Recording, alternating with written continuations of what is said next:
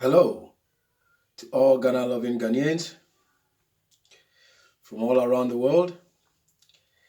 Yes, welcome to North Siege, where it's all about the betterment of Ghana, our beloved Mother Ghana. Today we're going to look into the incident that took place in the Western region, Apeatse, near Bogoso. The massive explosion of the industrial explosives that were being transported.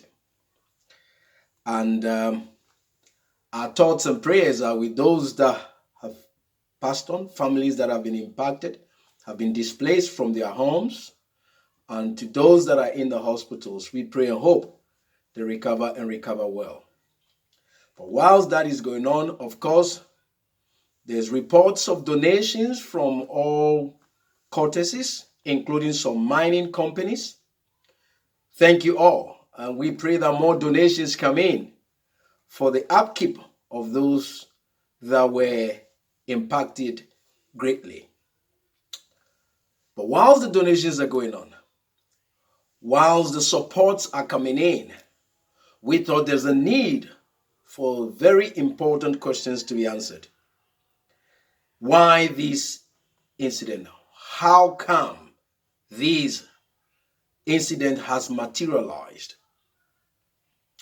So far, the reports have pointed to the fact that these explosives of such magnitude were being transported by just a driver and a truck. That begs question, serious question, as there is a high level of security breach to allow just an individual,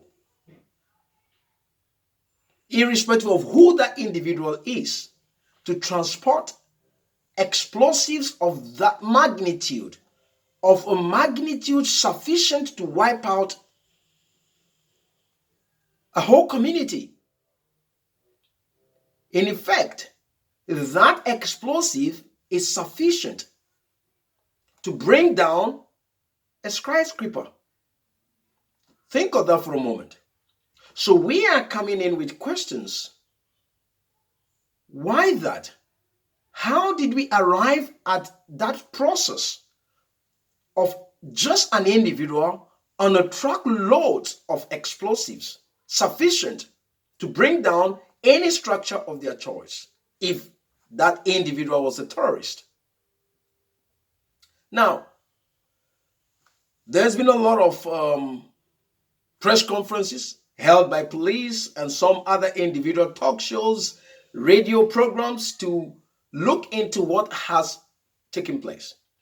And one policeman was given an account and said that the transportation or the institution involved in transporting these explosives has followed the procedure entirely. Really? So we want to ask, what procedure is this that allows just a driver by himself with no escort or any form of security covering to transport explosives sufficient to even bring down or flatten the Jubilee House? Can we give that a thought for a moment? The police are comfortable to say that this driver driving these explosives of that magnitude by himself has followed procedure. They can see that there's a security breach of a very high safety proportion. But anyway, so we have these questions. Perhaps the procedure they have has followed the regulation. If so, what kind of regulation is this that we have that gives room for companies to enact, to come out with procedures that allow just an individual with no security covering, with no escort, to transport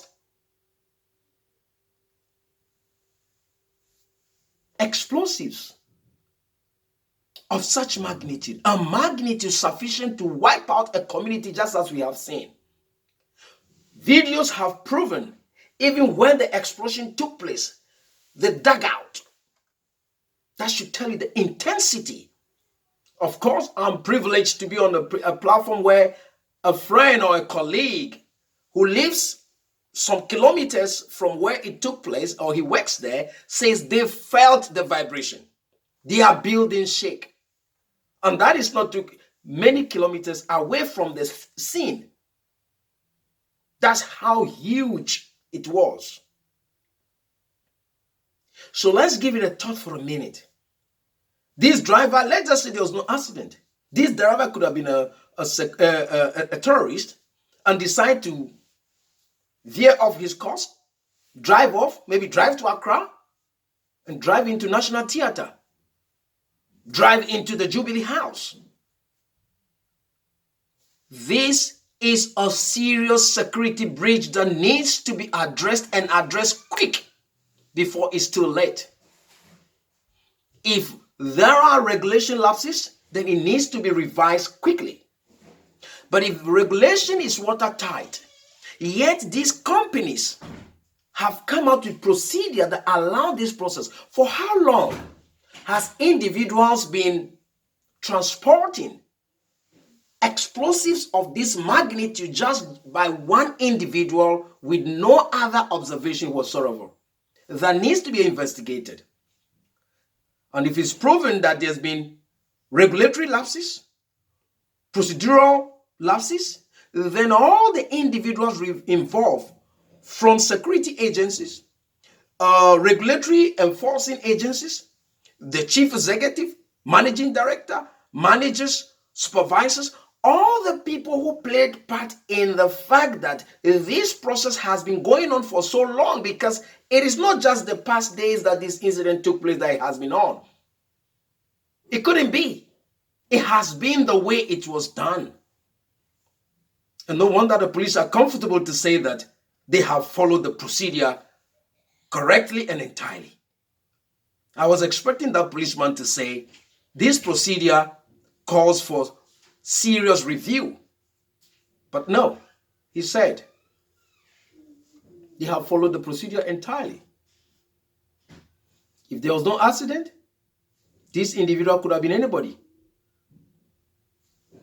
He could have been disgruntled of something and decide to avenge anything. This is serious and this is dangerous. This is of a security breach or concern of a level that we should be worried. Was the accident avoidable? Yes.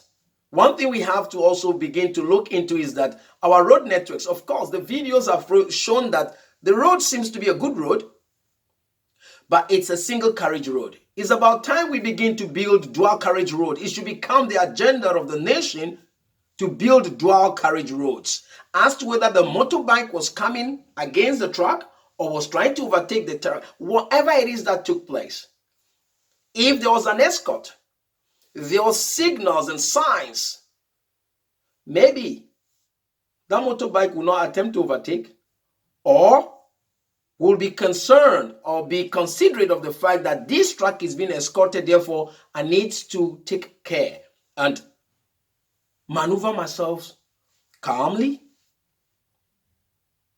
But those are things we don't have to be talking about now. Now is the time for the questions to be answered.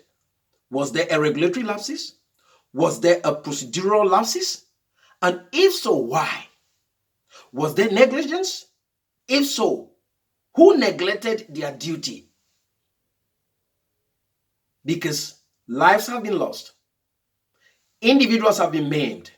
Many have been made homeless. And if all investigation has proved or pointed to the fact that regulation is tight, yet these companies has come out with this inconsistent procedure that is not consistent to the provisions of regulation, then they need to be brought to account. Directors, chief executive, all those authorities, the chain of command needs to be brought to account and possibly prosecuted and jailed. Because that is the only way that those that are mandated with responsibility to enforce regulatory requirements will take it seriously. If they know the punishment is severe, no amount of bribery will make them to do otherwise.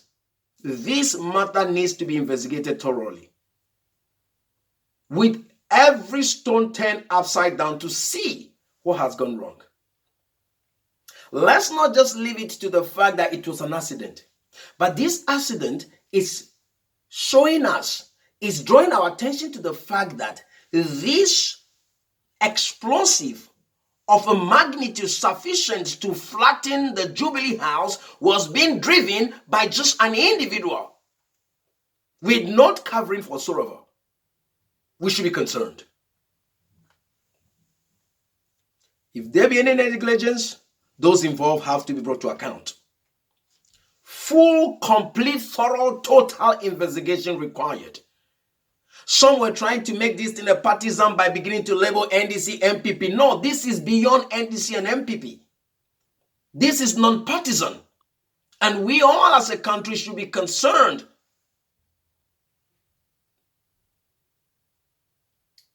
And needs to be addressed that way.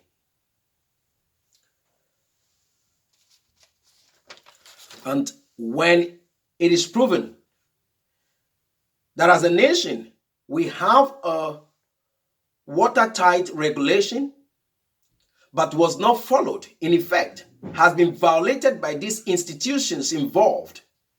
Again, if need be, their licenses should be withdrawn for having disregard for the provisions of our regulation. Because I've listened to a talk show on one of the radio stations, and this gentleman was trying to prove that the regulation has the requirement for an escort. I think he was saying 2 cars ahead, 2 cars behind. Why was there not an escort? Why was there not any security individual with this driver? If there was no accident, could this driver do anything else with these explosives to cause harm, damage of an epic proportion, as we have seen in this case is an accident? But if nothing is done, if there's no thorough investigation to fix the lapses that has been ignored or has been allowed to play for so long, then we are setting ourselves up for something that is worse than what we have seen so far as the transportation of industrial explosives of such magnitude and more is concerned. Therefore, we think these questions need answering. What has been violated? What has been disregarded? And by who? Whom? The security agencies, the regulatory enforcing agencies, the company, the director, the managers involved. What is the certification of the driver that was driving it? What qualification is required for you to drive explosives of such magnitude? You see, these things need to be done. It's not enough to say we don't take safety seriously in our country. But when incidents like this happen, it gives us opportunity to study what has been and what could have been done differently so we improve.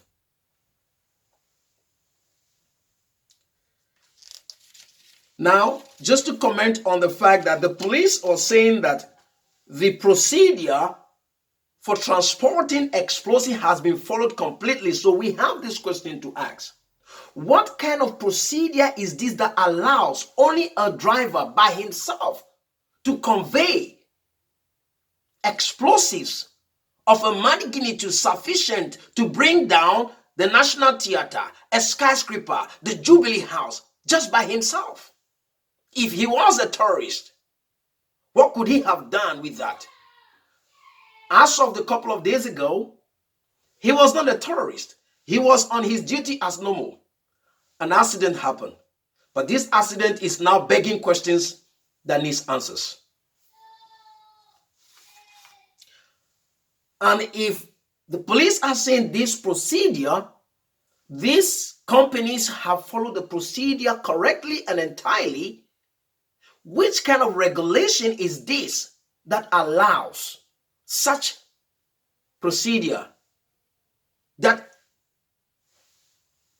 delivers into the hands of individuals explosives of such magnitude with no covering, with no supervision, with no security details?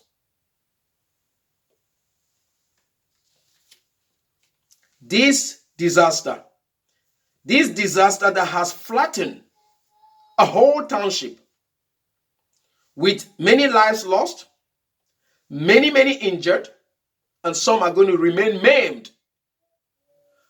Many have lost their properties. They have been displaced from their homes. Needs a thorough, total investigation with no sentiment or feeling whatsoever, with no intimidation. And when answers are populated, whatever the violations may be, whatever the lapses may be, whatever the shortfall may be of the regulation, they all needs to be reinforced, corrected. And if there not been the need for any reinforcement yet, only violations that needs to be taken care of, then individuals that have violated regulatory requirements ought to be prosecuted and jailed accordingly, and the institutions involved have to be, if possible, their licenses withdrawn, to set a precedent for all other institutions that carry out activities in this field that involves dealing with explosives. Will take it seriously. For if nothing is done and we allow continuous transportation of explosives of this magnitude, a magnitude to bring down a skyscraper, then we are setting ourselves up for a disaster of an epic proportion that will be talked about generations to come. We thought to ask these questions and hope that we get answers, that things are done differently going forward. Till we come your way, God bless Mother Ghana. Long live the Fourth Republic.